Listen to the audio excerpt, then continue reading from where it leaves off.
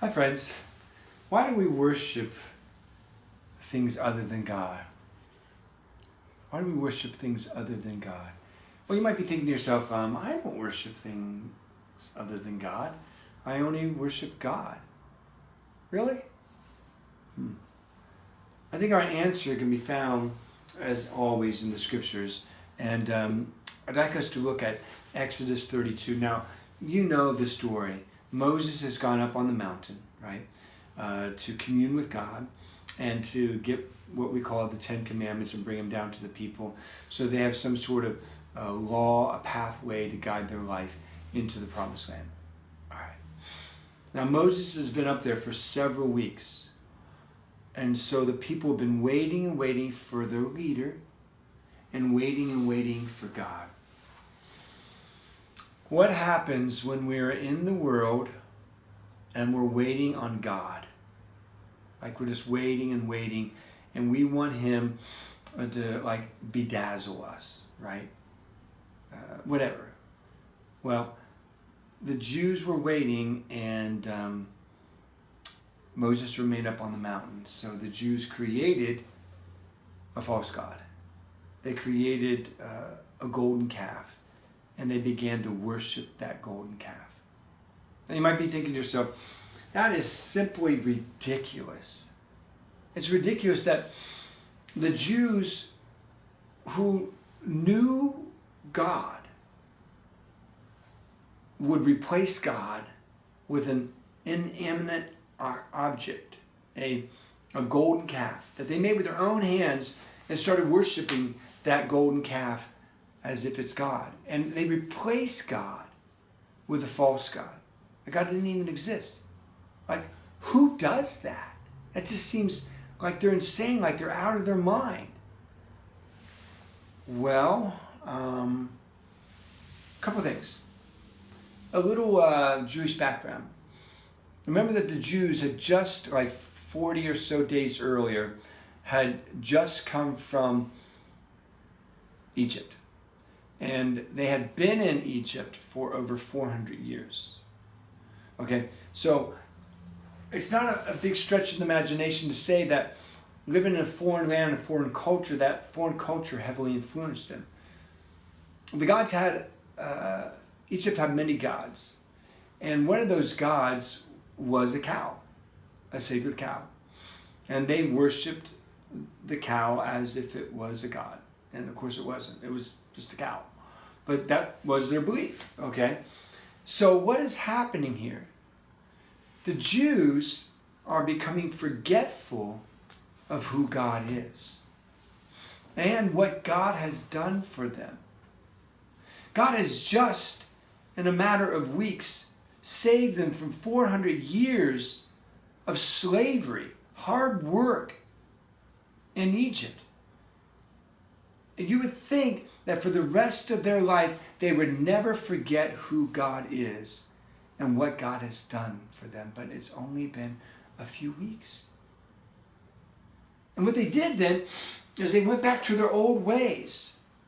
They went back to what they had been exposed to in their culture. And so they made an image of one of the Egyptian gods and started to worship that Egyptian god. They went back to their old habits, to their old trends, to the practices of the culture that they had grown up in.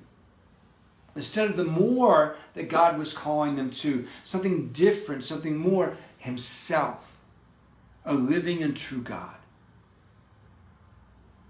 But my friends, see, that's exactly what happens when we forget God. That's exactly what not just they did, but we do. We might think to ourselves, that scene is utterly ridiculous and it can never happen to me now.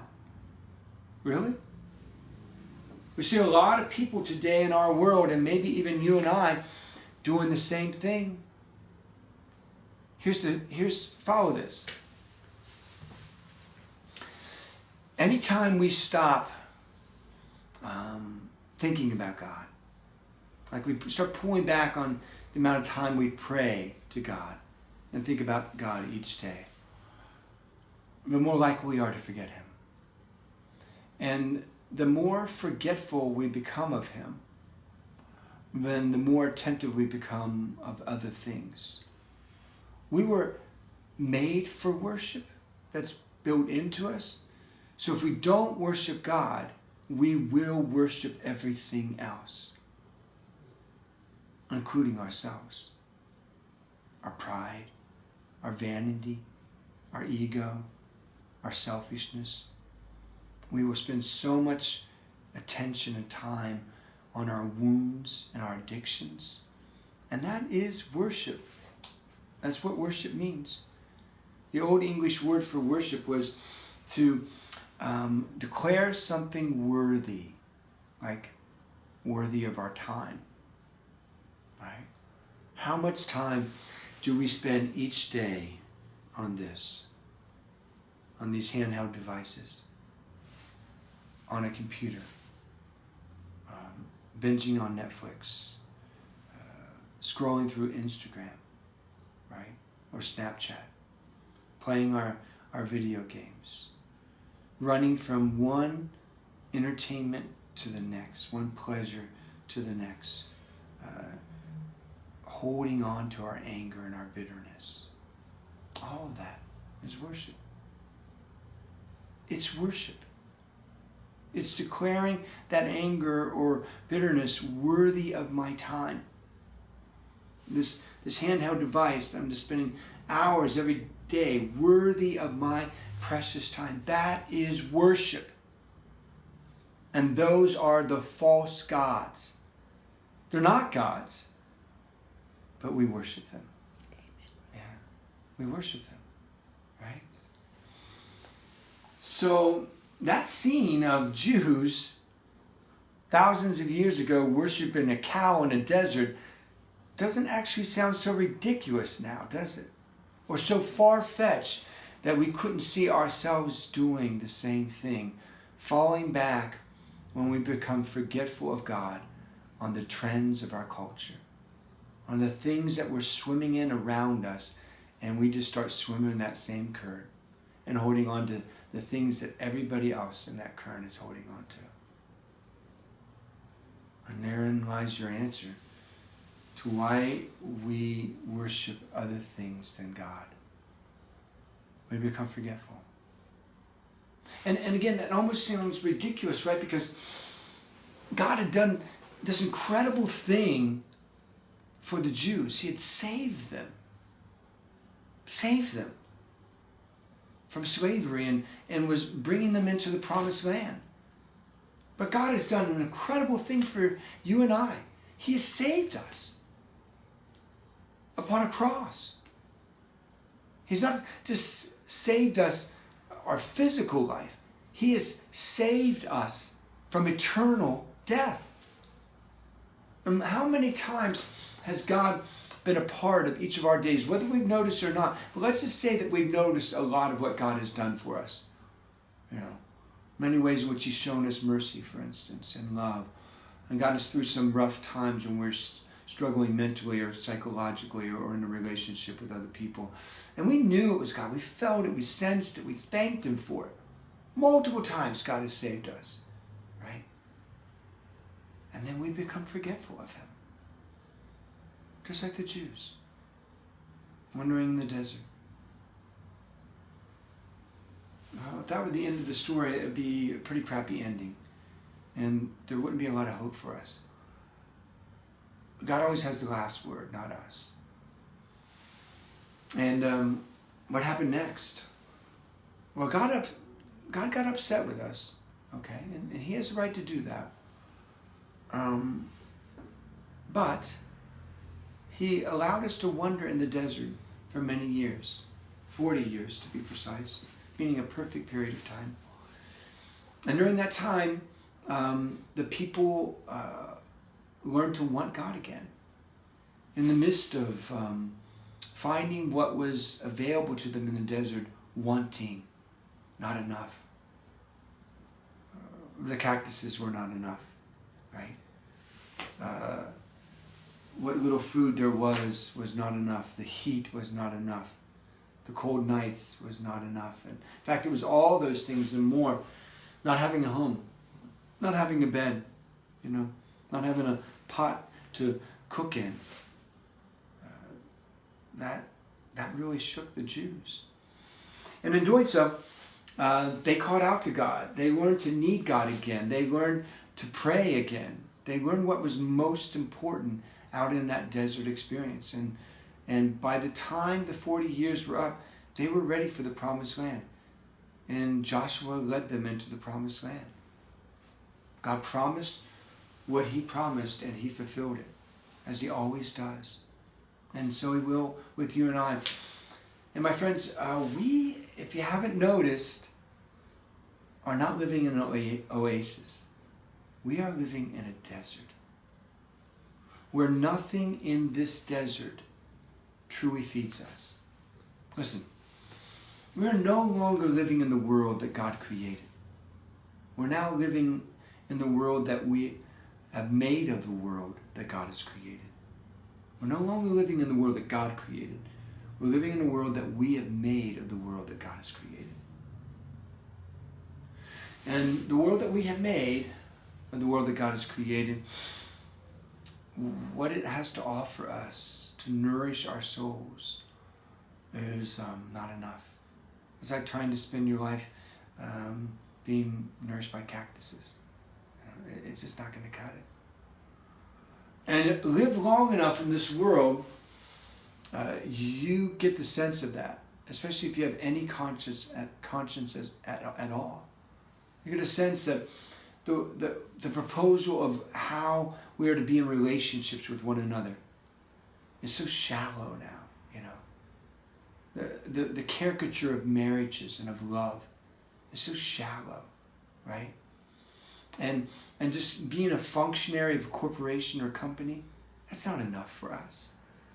Being trained in college is just to do a thing rather than develop us as a human person, that's not enough. And the list goes on and on.